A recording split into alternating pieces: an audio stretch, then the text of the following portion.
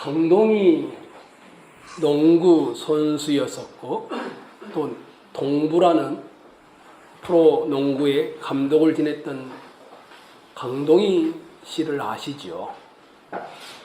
한때 우리나라에 굉장히 유명한 선수였습니다. 그리고 감독이었습니다. 이분이 2013년도에 검찰 수사 결과로 승부 조작 사건에 연루되어서 프로농구계에서 제명을 당했습니다. 뿐만 아니라 징역 10개월이라는 감옥에 가서 징역을 살고 나왔습니다. 시사저널 2018년 5월 9일자에 이분과 인터뷰한 내용이 실려 있었습니다. 지금은 뭘 하고 있습니까? 지금은 농구와는 관련되지 않는 스포츠 관련 업계에서 일을 하며 보내고 있습니다. 또 뭘 합니까? 법원의 명령에 따라 봉사활동을 합니다. 봉사활동은 무엇입니까? 했더니 후배들에게 또 운동선수들에게 찾아가서 강연을 하고 있습니다. 어떻게 하면 승부 조작에 걸려드는지 자기의 경험담을 나누고 있습니다. 이렇게 말했습니다. 어떻게 그러면 승부 조작에 관련되었습니까? 10년 동안 함께 농구와 관련돼서 잘 알던 후배와 술자리를 하게 되었답니다. 아주 가까운 사이입니다. 근데 이 후배가 형, 한 번만 도와줘. 뭘? 이미 동부라는 팀은 6강에 들어가 있었기 때문에 주전을 다 빼겠다고 이미 기사가 실렸던 차였습니다. 형 하던 대로 그렇게만 해줘. 뭘? 주전을 다 빼줘. 이미 기사도 실렸으니까 그렇게 하겠다고 했습니다. 그러면서 그 후배가 300만 원을 선물이야, 그냥 용돈이야 하면서 줬습니다. 그 당시에 강동희 전 감독은 5억이라는 연봉을 1년에 받고 있었습니다. 300만 원이니까 정말 용돈이죠. 아무 생각 없이 그래 하고는 뭐 주전을 빼기로 언론에 다 나와 있으니까 뺐습니다. 그때부터가 문제였습니다. 이 브로커들이 이 사람이 주전을 빼면서 돈을 도박에, 스포츠 도박에 투자해서 번 사람이 있고 잃은 사람이 있었습니다. 설마 빼겠나? 번 사람은 가만히 있는데 잃은 사람이, 이 사람이 승부 조작했다는 것을 알게 되었고 계속해서 협박을 하기 시작했습니다. 쭉 자기가 어떻게 해서 들어왔는지를 말합니다. 선생님, 생각을 해보십시오. 연봉 5억을 받는 사람이 300만 원 때문에 자기 일생을 마치겠습니까?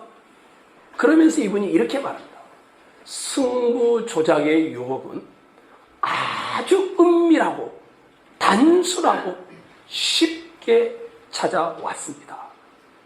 한 번 빠져든 것이었는데 절대로 헤어나올 수 없었고 그것 때문에 늘 협박을 당하고 소송을 당했습니다. 이런 이야기를 시사저널 2018년 5월 9일자 기사에 실려 있었습니다. 500만 원이나 300만 원에 자기 선수, 자기 감독의 생명을 바꿀 사람이 누가 있겠습니까? 다 압니다. 그런데 의리와 인정에 매여서 한 번 했던 것이 자기 인생을 이렇게 망쳐버릴 줄 몰랐습니다. 그러면서 마지막에 이렇게 말합니다. 칼을 들지 않은 살인자들이 승부 조작 브로커들입니다. 단 한순간의 유혹에 넘어갔는데 이 강동희 씨는 프로농구계에서 제명을 당했습니다. 아무것도 할 수 없습니다. 그것도 300만 원 때문에.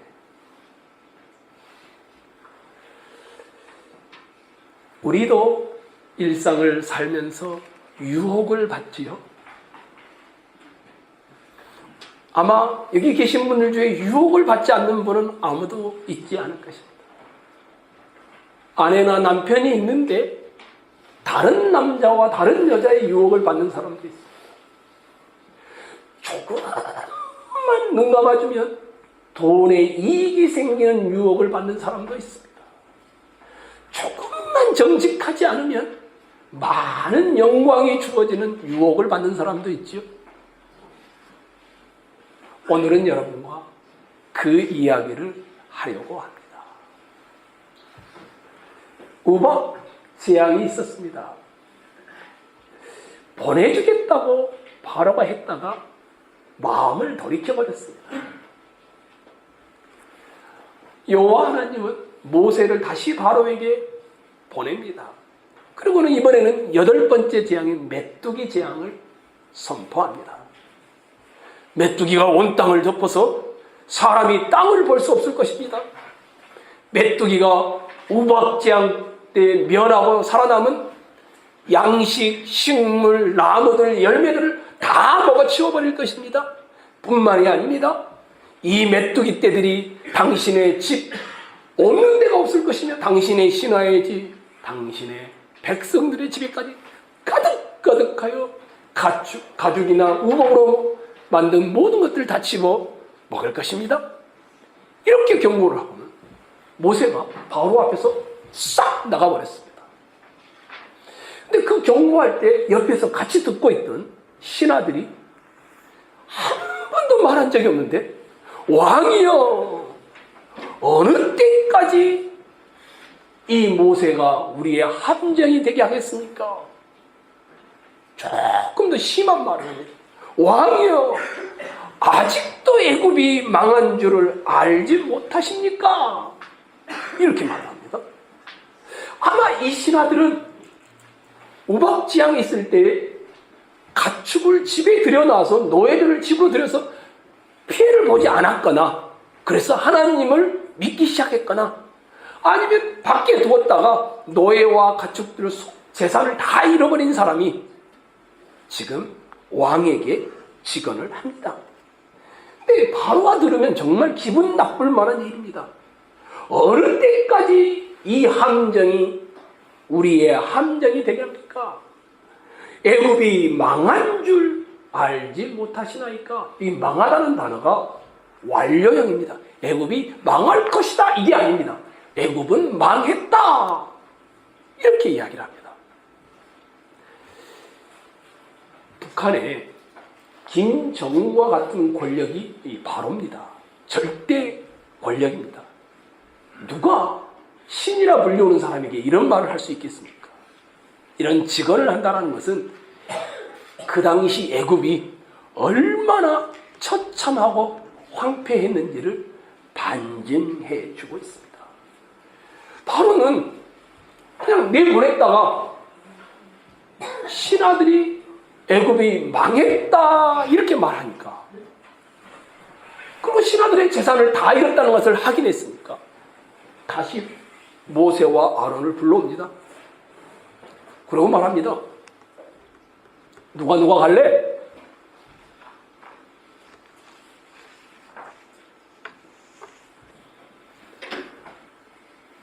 너희를 대표해서 갈 사람이 누구냐?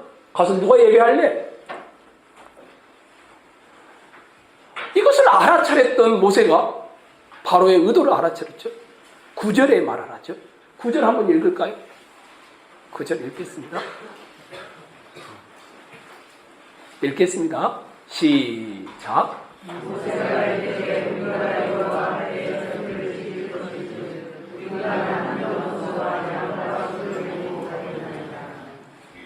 누가 갈래? 바로가 모세가 말했던 것을 이미 잘 알고 있는 사람입니다. 수차례 이스라엘 모든 민족과 우리 가축을 데리고 나가겠습니다 말해왔는데 또 물어보는 겁니다. 누가 갈래? 그때 모세가 단칼에 남녀노소 우양 모두 나가겠습니다. 그랬더니 바로가 11절 보십시오. 그렇게 하지 말라. 너희 남자들만, 성인 남자들만 가서 여호와를 섬기라. 이것이 너희가 구하는, 요청하는 바다. 그렇게 말합니다. 그리고는 이렇게 이야기하는 이유가 10절에 기록되어 있습니다.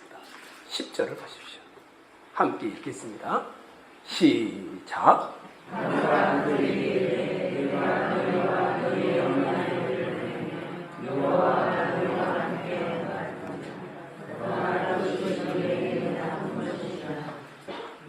야,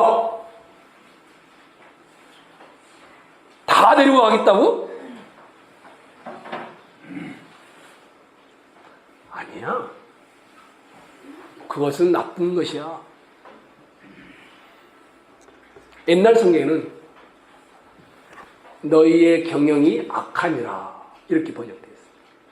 공동 번역에는 어쭈구리 야에게 빌어보아라. 내가 너희를 보낼성 싶으냐? 이렇게 기록되어 있습니다. 무슨 얘기입니까? 남자, 여자, 노인과 어린아이를 다 데리고 소와 양을 다 데리고 가겠다는데 못 받아들인다.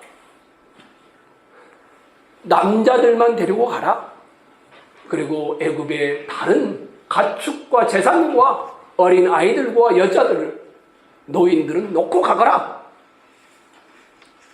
바로가 타협안을 내어놓은 겁니다. 야, 애들 데리고 가면 어떻게 되겠니? 광야에서 얼마나 힘들겠니? 노인들 데리고 가면 어떻게 되겠니? 너희들만 힘들지 않겠니? 남자들만 가서 힘이 있는 제사 드리고 와라. 얼마나 좋은 제안입니까? 아이들은 안전하고 안락한 애굽에 두고 어른 중 남자만 대표로 가면 되지 않겠느냐? 그러면서 바로가 너희가 다 데리고 가겠다고 하는 것은 나쁜 것이다. 이렇게 이야기를 합니다. 여러분에게 물어볼까요? 누가 나쁜 것일까요? 다 데리고 가겠다는 것이 나쁜 것일까요? 아니면 남자만 가라고 하는 바로가 나쁜 것일까요? 누가 악한 것입니까? 모세입니까? 바로입니까? 남의 민족을 통째로 노예로 부려먹이려는 이 바로의 권력이 악한 것입니까? 하나님을 섬기며 살겠다는 모세의 주장이 악한 것입니까?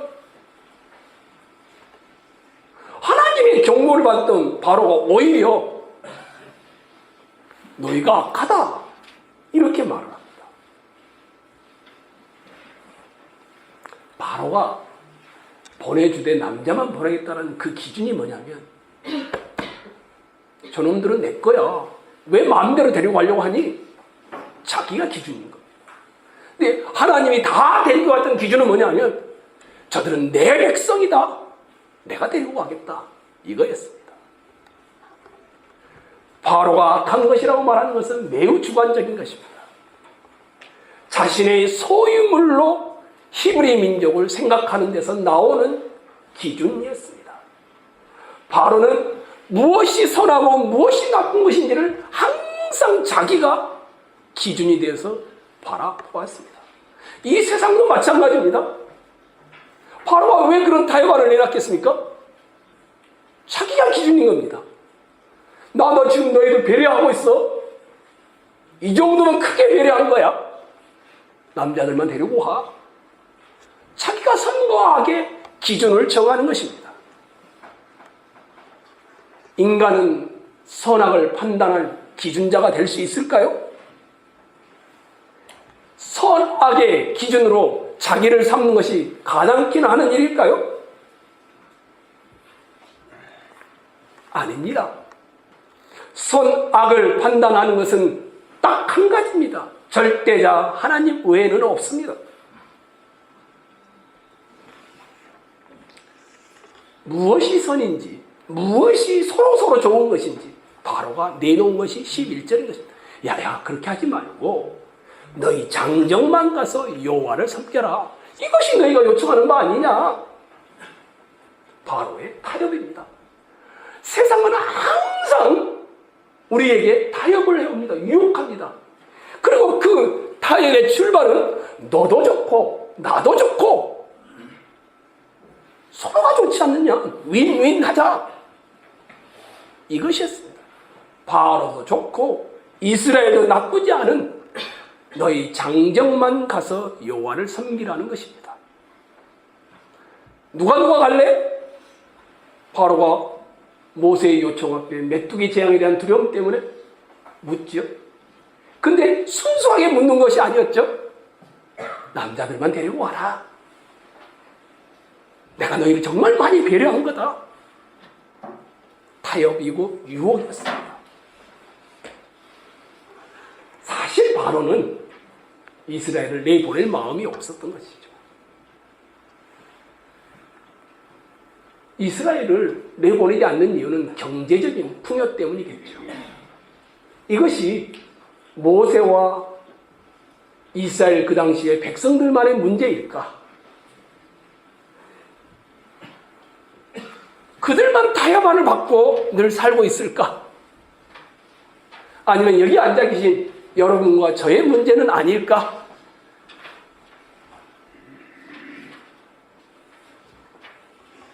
우리도 늘 타협을 당합니다.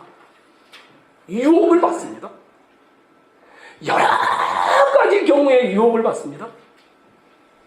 그 중에 제가 한국 사람이 가장 크게 유혹받고 타협받는 것이 뭘까? 정직성이라고 생각합니다. 혹시 프로축구 선수 장현수를 아시나요?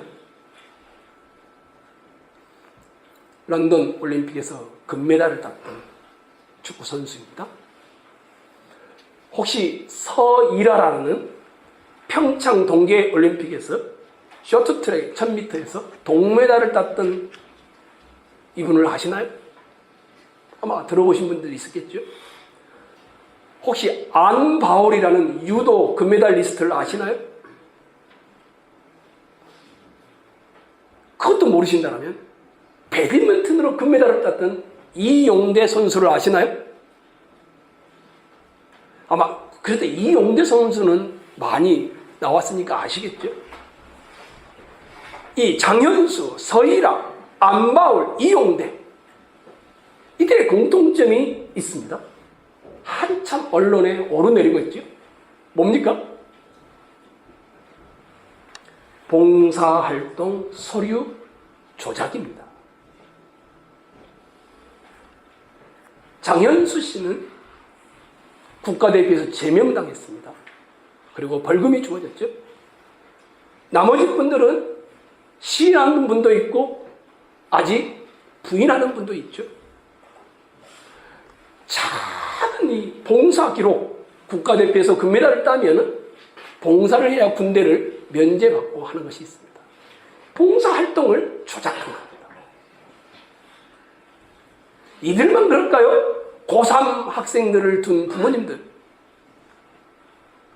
거의 대부분이 다 봉사활동을 조작한답니다. 공부시키면서.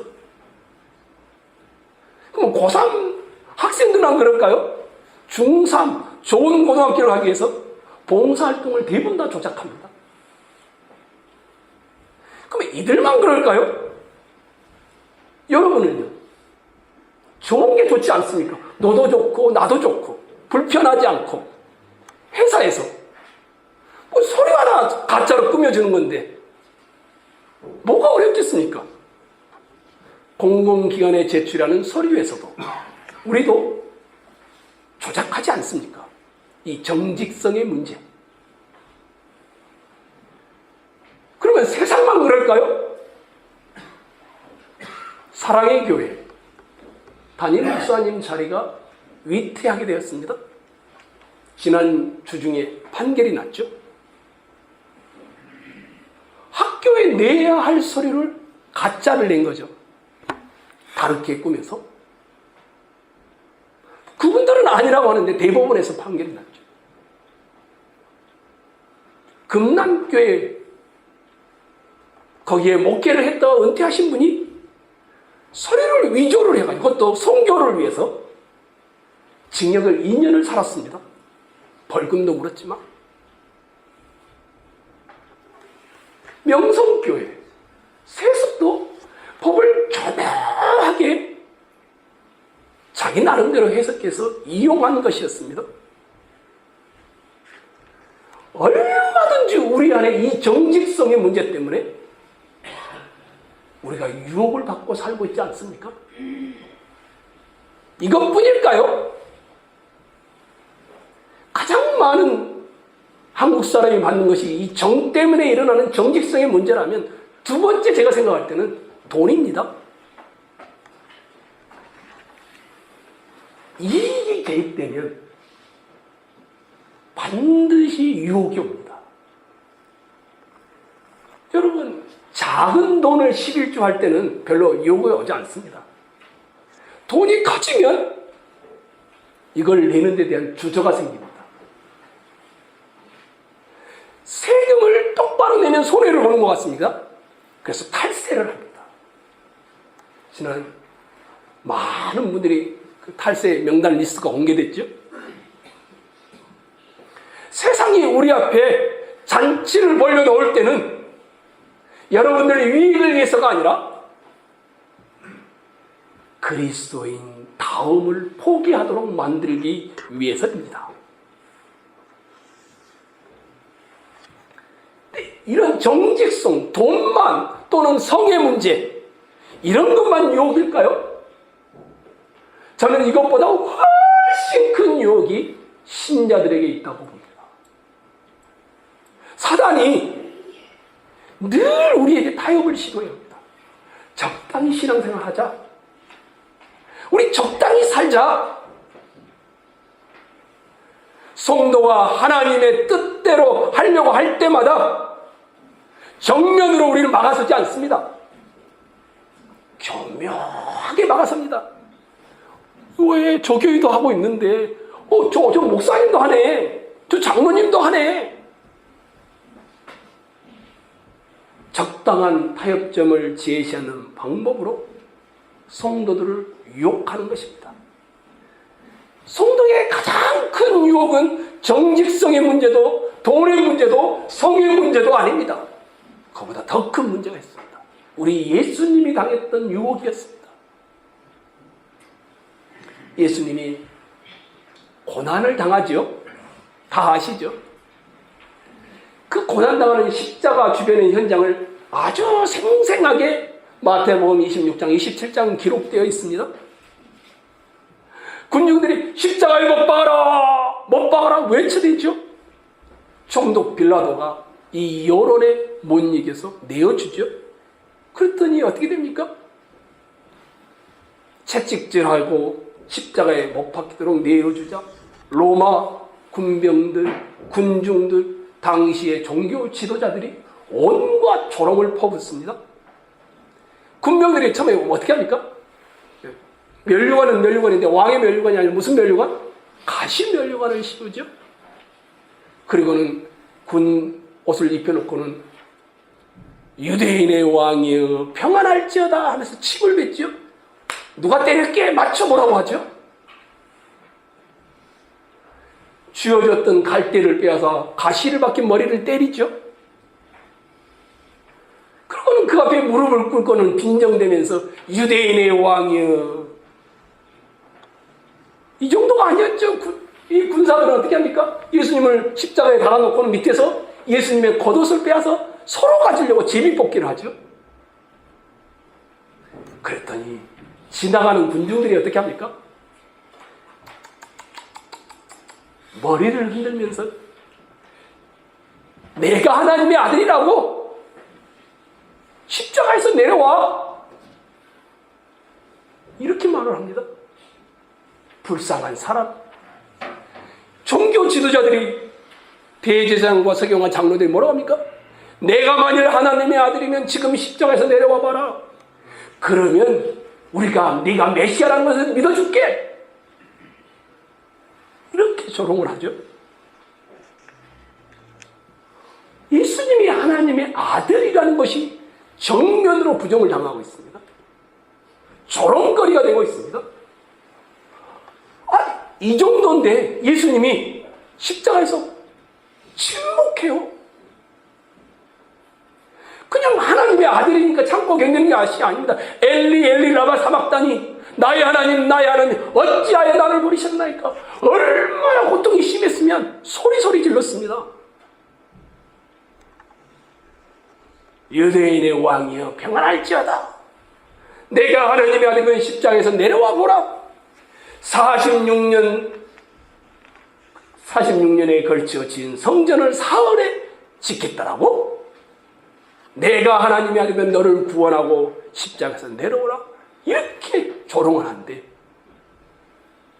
예수님은 가만히 있습니다. 저들 다 한결같이 하는 말의 핵심이 뭐냐면 가짜라는 겁니다. 가짜. 하나님의 아들이라는 사실에 대한 불신과 비웃음이 다 들어있었습니다. 그런데 예수님은 십자가에서 가만히 있습니다. 하나님이신 그 예수님이 인류에 멸망당할 죄인들이 조롱하고 있는데 가만히 있습니다. 저 같았으면 십자가에 있다가 턱 내려와서 믿을래? 한 대 때리고 올라갔을 것 같습니다. 예수님은 십자가에서 내려올 수 있는 능력이 있습니다. 폭풍이 몰아치는 바다를 예수님이 어떻게 잠잠케 했습니까? 말씀 한마디였습니다. 거라사인에 군대의 귀신이 들려있던 수많은 군대가 귀신들이 들어있던 그 사람을 어떻게 쫓아냅니까? 말씀이었습니다. 불과 며칠 전에 송장에 썩은 냄새가 나는 나사로를 어떻게 합니까? 나사로야 나오너라. 말씀으로 죽은 송장을 일으켜 세웁니다. 아니 이런 분이 십자가에서 잠깐 내려오는 일쯤이야 식은 죽 먹기 아니겠습니까? 예수님이 원하셨다라면 십자가 밑에 모여 주님을 조롱하고 비웃고 희롱하는 그들에게 손가락 하나만 움직여도 몽땅 심판할 수 있지 않겠습니까? 실제 예수님이 그렇게 말합니다. 군사들이 와서 예수님을 탁 잡습니다. 그랬더니 베드로가 차고 있던 칼을 쫙 빼가지고는 군사 그 대제사장 종이었던 귀를 딱 잘라버립니다. 그랬더니 예수님이 군사들을 책망하는 것이 아니라 베드로를 책망하죠. 칼을 가져오면 칼로 망한다. 그러면서 뭐라고 합니까? 베드로에게 하는 거예요. 야, 내가 내 아버지께 구하여 지금 12군단 더 되는 천사를 보내시게 할 수 없는 줄 아느냐? 이 십자가가 아버지의 뜻이니라. 그리고는 안 하신다라고 하는 겁니다. 마치 전혀 힘이 없는 것처럼 죽어갑니다. 내가 만일 하나님의 아들이었던 예수님의 가장 큰 유혹은 십자가를 지지 말라는 유혹이었습니다. 십자가 지지 말고 능력과 힘과 권세로 세상을 쓸어버리라는 유혹이었습니다. 사람이 떡으로만 살 것이 아니요 하나님의 입에서 나오는 모든 말씀으로 살 것이라. 이미 주님이 말씀으로 시험을 이긴 적이 있었습니다. 그런데 이 십자가 위에서 사단과 예수님의 싸움은 뭐였느냐 하면 사단이 십자가 지지 말고 힘이 있음을 증명하라는 겁니다. 예수님은 침묵하시면서 십자가를 지는 것으로 자기가 메시아임을 드러내었습니다. 그리고는 나중에 이것을 보았던 히브리서 기자가 이렇게 이야기합니다. 그가 시험을 받아 유혹을 받아 고난을 당하셨은즉 시험받는 자들을 능히 도우실 수 있느니라. 히브리서 2장 18절에 나오는 말씀입니다. 똑같이 우리처럼 시험을 받았는데 그분이 시험을 받아 이기셨으니 시험 받고 있는 여러분과 저를 도우실 수 있다. 이렇게 말을 합니다.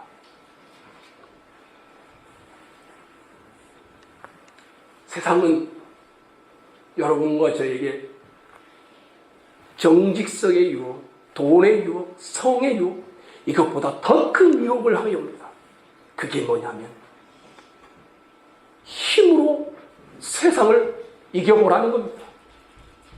십자가의 침묵이 아닌 힘과 능력과 권세로 내가 기독교인임을 증명하라는 겁니다. 그러면 우리가 믿을게. 나 교회 나올 테니까. 좀 더 쉽게 말할까요? 힘으로 당신 아들이 서울대 가봐. 그럼 내가 하나님 살아있으면 믿을게. 부자가 되고 건강해지고. 세상이 우리를 향한 유혹입니다. 주님은 어떻게 이겼습니까? 주님이 이기셨는데 마귀의 세력을 잡고 있던 인간의 죽음을 주님이 어떻게 이겼습니까? 십자가의 죽음으로 이기셨습니다. 주님이 십자가의 죽음으로 죽음을 죽인 죽음이 되었습니다. 말이 어렵죠? 주님께서 십자가에 죽으시는 그 순간 사단이 완패를 당한 것이었습니다. 예수님이 십자가에 달리셔서 죽음으로 우리의 죽음의 문제를 해결하신 것이었습니다. 그러니까 기독교는 힘, 권세, 능력, 부자, 건강 이러면 기독교임을 증명하는 것이 아닙니다.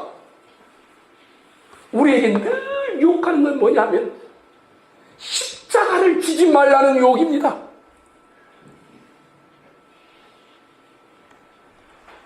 오늘 묵도를 시작하면서 여러분과 나누었죠.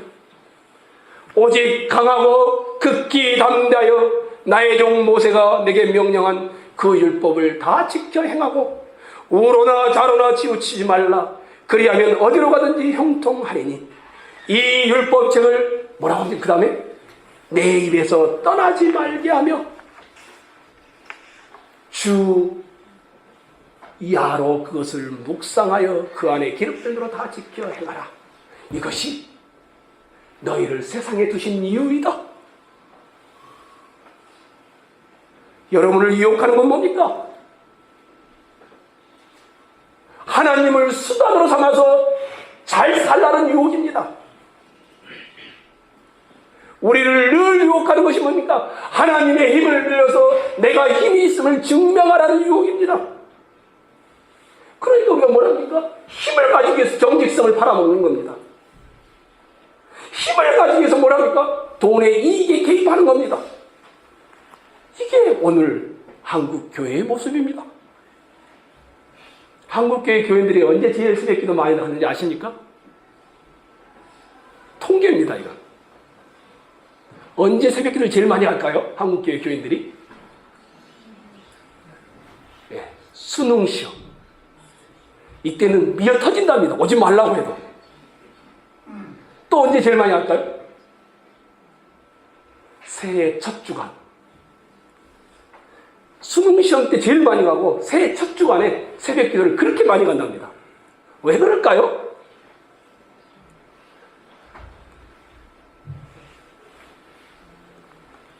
좋은 학교를 나오면 평생 힘과 권세와 능력을 가지고 잘 살 것처럼 보이기 때문입니다.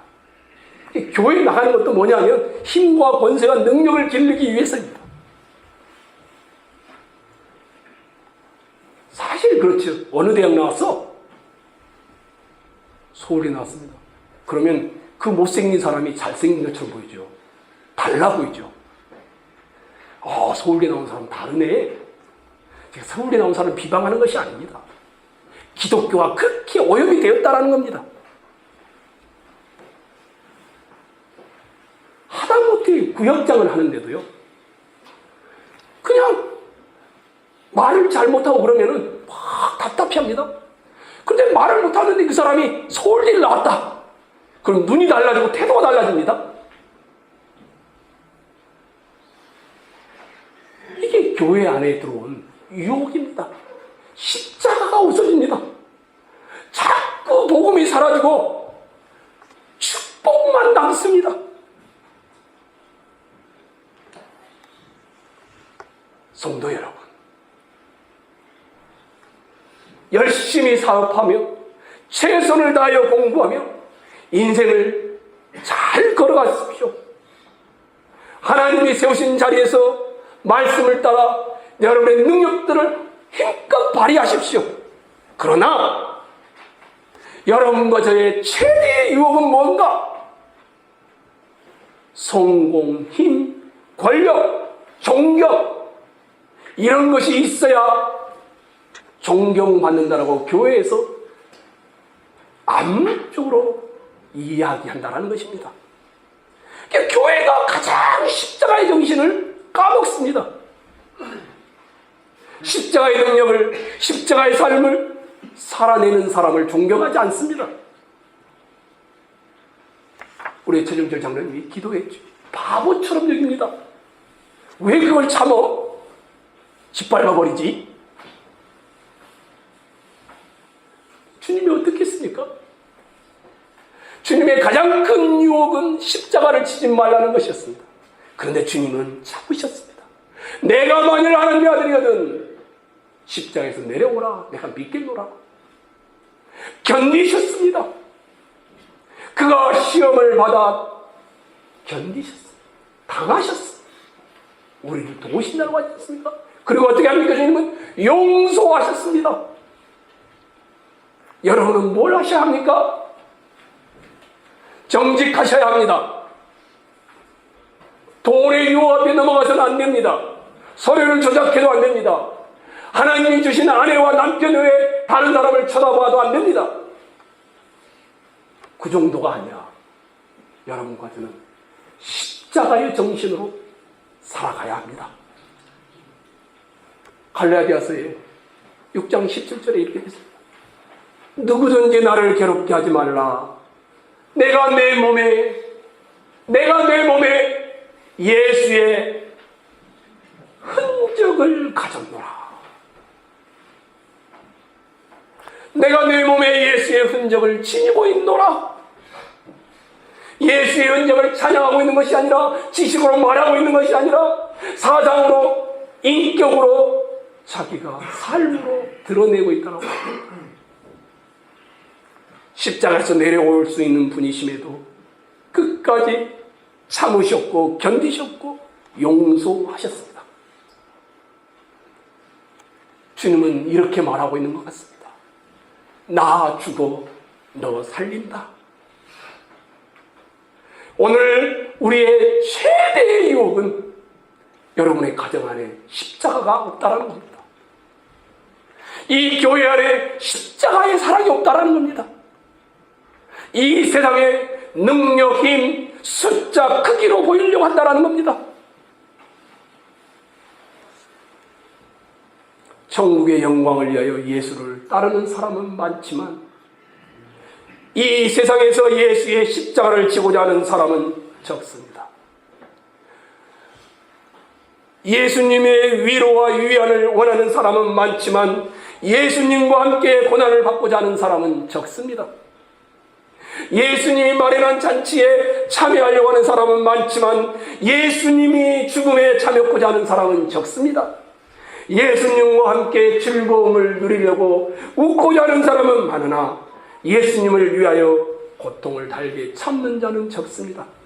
예수님과 함께 떡을 떼는 일에 사람들이 모이지만 예수님과 함께 고난의 잔을 마시는 일에는 사람이 없습니다. 예수님의 기적을 경탄하면서 나에게도 그 기적이 일어나길 바라는 사람은 많으나 예수님의 십자가의 수욕을, 희롱과 조롱을 참으면서 거리려고 하는 사람은 적습니다. 지금도 많은 사람이 예수님을 사랑하고 있지만 자기에게 어려움이 없을 때만 사랑합니다. 많은 사람이 예수님을 찬양하고 축복을 기원하지만 자기가 위로를 받고 있을 때만 그렇게 합니다. 그러기에 한 번이라도 주님이 떠나가시게 되면 불평을 놓으면서 십자가가 아닌 길을 걷습니다. 성도 여러분, 여러분은 신자이십니다. 정직하셔야 합니다. 돈의 이익 앞에 넘어가서도 안 됩니다. 그러나 그 무엇보다 십자가가 여러분의 사상이 되고 인격이 되고 삶이 되셔야 합니다. 이것이 주님이 당한 최대의 유혹이었고 오늘 본문을 통하여 우리에게 주는 메시지입니다. 십자가로 한 주간을 승리하시기를 주의 이름으로 축원합니다.